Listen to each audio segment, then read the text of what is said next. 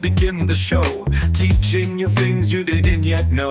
Geometry twist and let your designs flow. Grasshopper's the path, watch your brilliance glow.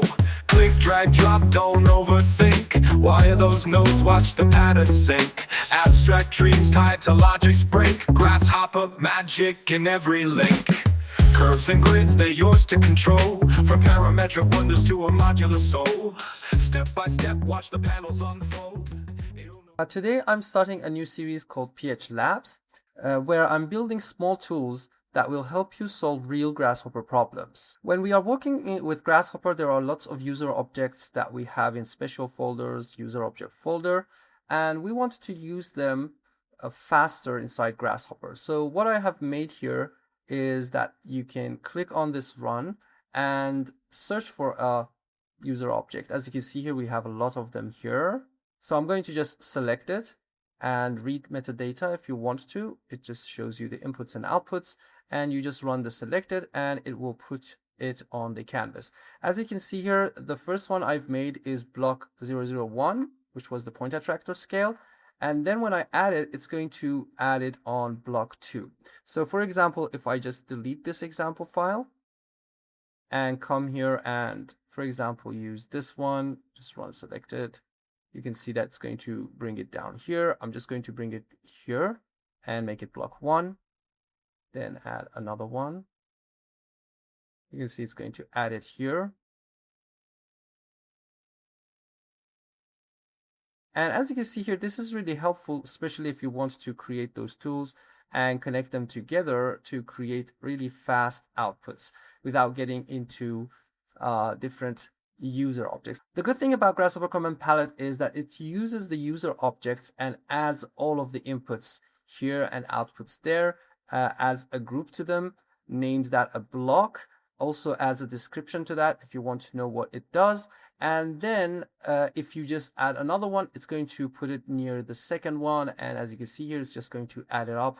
So you can use it faster inside Grasshopper. So first of all, let me show you how you can use this simple tool called Point Attractor Scale, which I have made before, and make it as a tutorial. Assume that we have a series of curves and, for example, 2 point attractors. I want to scale them between a minimum maximum number.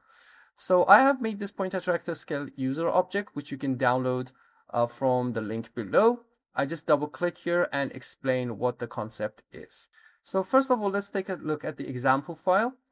For example, we have a series of rectangles. I've just made them into an array of X, Y, and also 2 point attractors, which I can change to make different results.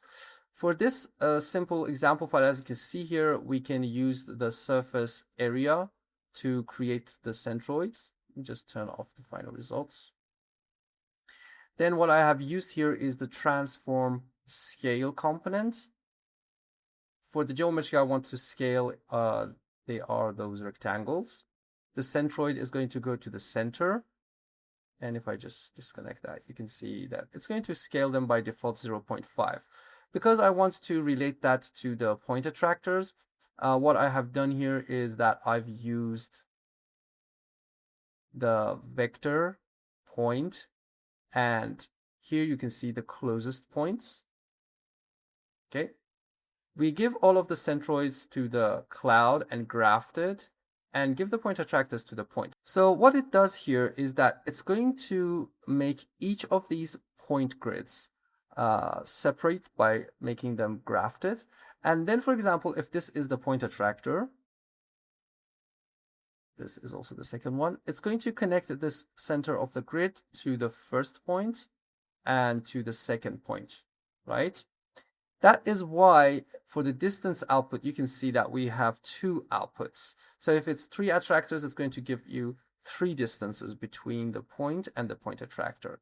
And what we really need here is the smallest one. That means that, for example, here we have to pick this one, which means that this point grid is going to be snapped to this attractor, and this one is going to be snapped to this attractor. So we have to just say, okay, I need the smallest one here. So for this one, I've just made a set sort. Here we have the sort list. it sorts all the values from minimum to maximum. And then we can pick up the first one, which is the index 0, which is the smallest.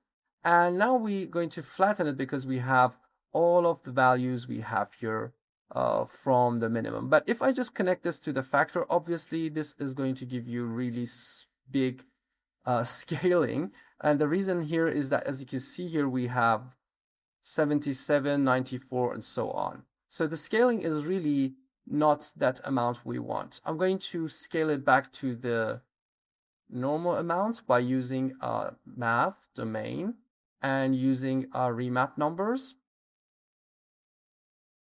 I'm going to remap all of them from the bounds. It means that what is the domain of these numbers, 32 to 600, whatever. And then I'm going to just construct this from minimum maximum so I can scale those numbers towards this domain, this new domain. So that is going to be my new domain, and then I can give that to the scale. And as you can see here, I can scale that even with big and small based on the point attractors. Because I wanted to make this example into a user object, what we can do here is to go to the params menu, or you can just simply just bring those inputs here. I usually use this technique, which is really easy. And what I want here as an output, I select the body and say cluster. Okay.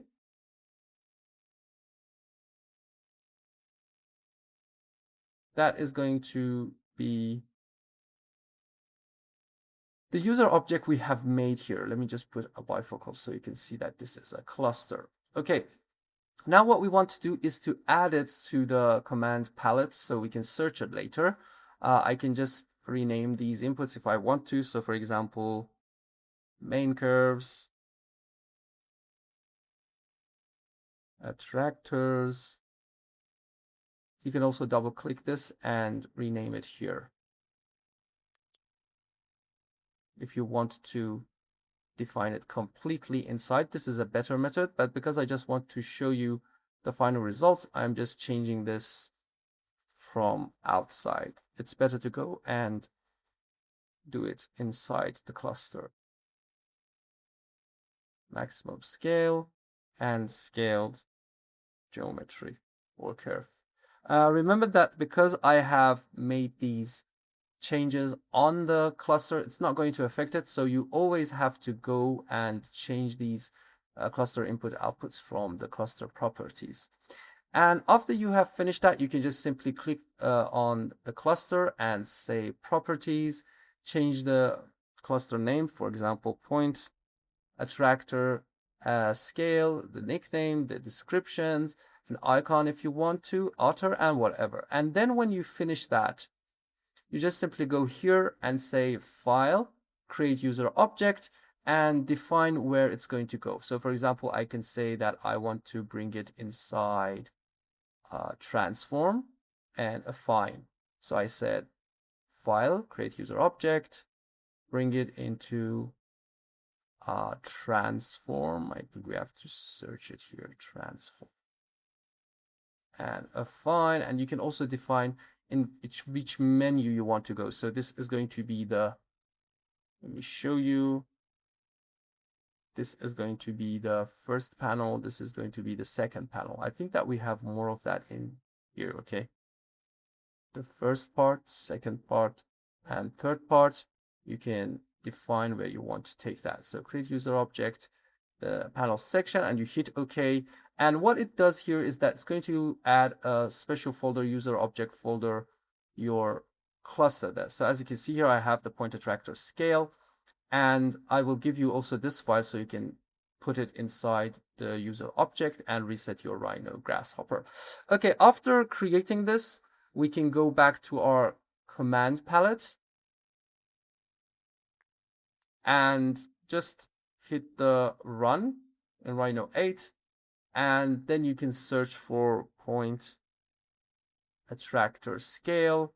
If you read this metadata, you can see that we have all of the inputs and outputs, and then just run the selected, and it's going to be added here. And now you can use the curves. Here you can see that I didn't rename those start and ends. You have to really go here and change it from inside there. So it's going to use the default inputs.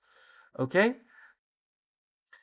And now you can just simply add other tools you want here by hitting run selected. And as you can see here, if I just go here and run this again, run selected, it's going to be added here. So you have the inputs and outputs, also number sliders. So it's going to make it faster. You just double click that and change the minimum maximum. So I think that it's also a good user interface to create those user objects really fast inside Grasshopper using this C# script.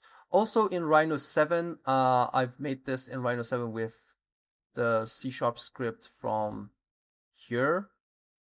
So if you run it, it's also going to work. As you can see here, it's a little bit different, but it's going to work exactly. It's a little bit slower because Rhino it's fast, obviously, but it's going to give you outputs and you can create them inside Grasshopper Rhino 7 also to create those inputs and outputs.